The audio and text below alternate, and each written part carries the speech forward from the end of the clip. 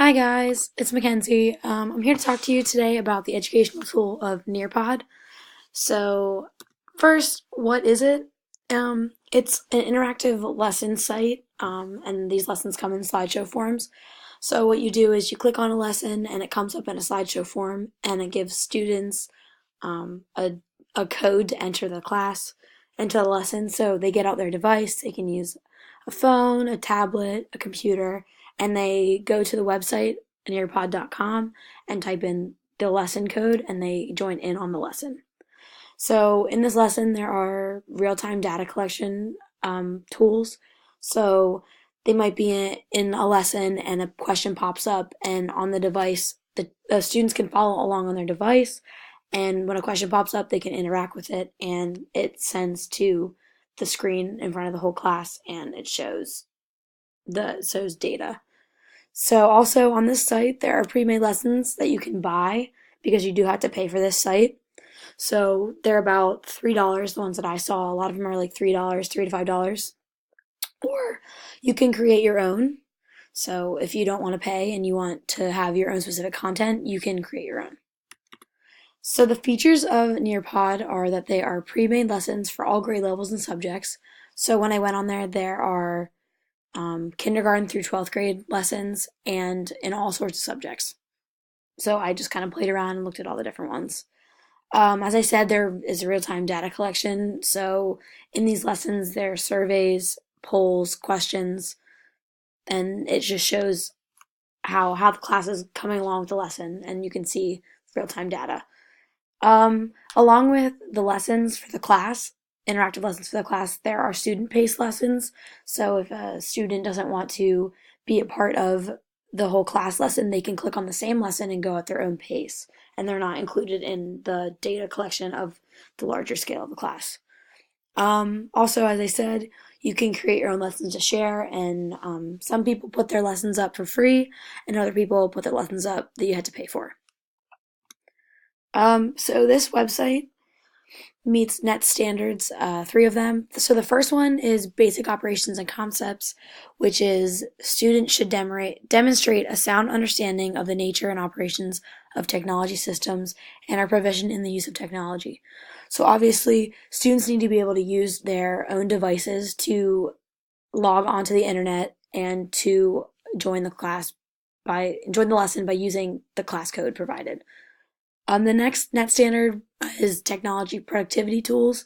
And so this is using technology to enhance learning, increase productivity, and promote creativity. And so students can use their own devices to interact with these lessons. And obviously this is different from the same old boring lesson where the teacher sits up at the front of the room and just speaks. These kids can interact with the lesson, and this will hopefully enhance learning, whereas meeting the standard. So the next standard is technology communication tools. And so this is using telecommunications to collaborate, publish, and interact with peers, experts, and others. So when like I talked about the data collection, the real-time data collection, these kids are interacting with the lesson, and they're also interacting with their peers because their peers can see what they answered to a certain question or a survey or a poll, and the teacher can also see this. So this is interacting with their peers and experts, which would be the teacher. On the privacy of this site, I looked in the terms and conditions, and you have to, like I said before, you have to purchase access to the site. It isn't free, unfortunately. Districts can buy access, and when they do, school administrators will have access to a private library of lessons that the teachers in that district have created. And the teachers in the district that created these lessons, they can either, like I said before, share them for free or have people pay money to use their own lessons. Um, Also, this website is intended for educational use only, so both public and private, it said. So this isn't violating any copyright if a teacher wanted to show this lesson to the whole class because it's intended for public or private educational use. So I'm going to log on to the website and show you how to use it. So first of all, you're going to pull up your web browser on Google. So just type in Nearpod, pops up. This is the website that you will see when you come. You can enter a code right here. So if I were to pull up a lesson on social studies, it would give you a room code, and the students would log onto the website and enter the code here. You have to log in, so I'm going to create a free teacher account. I'm going to sign in with my Google account. Okay, so here we are. If you signed in for your free teacher account, you should come here.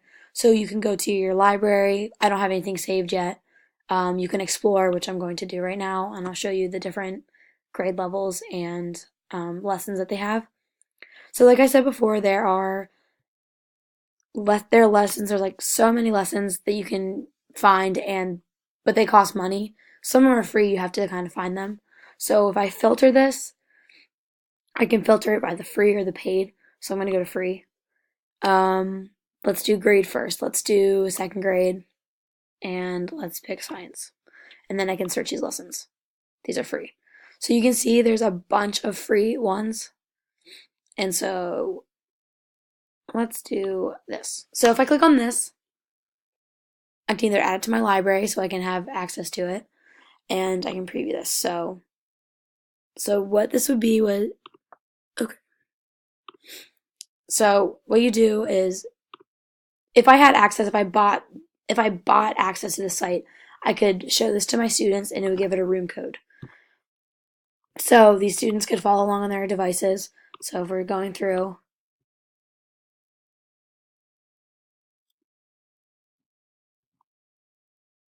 so the students on their device would have the same thing pop up, so we can mark an X on the ones that do not belong.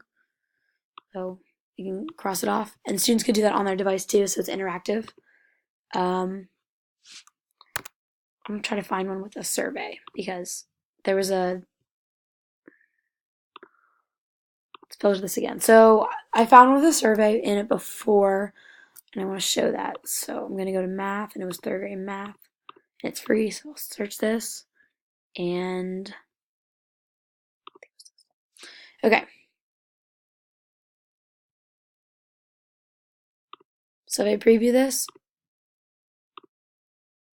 so there's a poll that pops up. So students on their device, they would have it on their device, and the students can click on it on their device, and it shows up on the screen. So these options, so after that, it would pop up and it'd be a poll, and then there's a draw it section. So all these different slides have all these different lessons. There's so many of them. They have different interactive activities that the class can do with the lesson, so that's really neat. I think I would definitely use this for my future classroom, just because it is such a cool, unique thing, and it's very interactive, and it's different from same old, boring lesson. Um, Unfortunately, you do have to buy it, but that's it's a good investment. So there you have it. There's Nearpod, and I hope you learned a little bit about it.